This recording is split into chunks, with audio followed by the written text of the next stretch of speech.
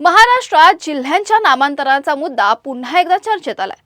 औरंगाबाद, उस्मानाबाद आणि अहमदनगर नंतर आता बुलढाणा जिल्ह्याचं नाव बदलण्याची मागणी करण्यात आली आहे।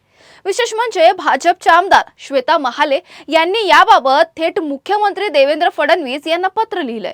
बुलढाणा जिल्ह्याचं नाव राजमाता जिजाऊ नगर करावं अशी मागणी आमदार श्वेता महाले यांनी केली आहे।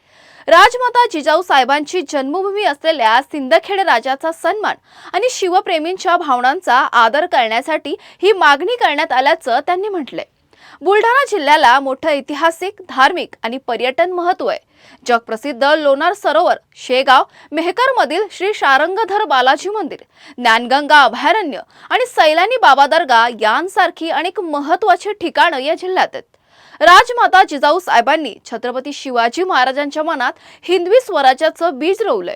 त्यामुळे त्यांच्या जन्मभूमीच्या सन्मानासाठी जिल्ह्याला राजमाता जिजाऊ नगर हे नाव देण्यात यावं असं युक्तिवाद आमदार महाले यांनी केलाय। दरम्यान मुख्यमंत्री देवेंद्र फडणवीस यांनी या मागणीची दखल घेत प्रशासनाला पुढील कार्यवाही करण्याचे निर्देश दिल्याची माहिती आहे। त्यामुळे बुलढाणा जिल्ह्याच्या नामांतराची ही मागणी प्रत्यक्षात किती पुढे जाते याकडे सर्वांचं लक्ष लागलं आहे।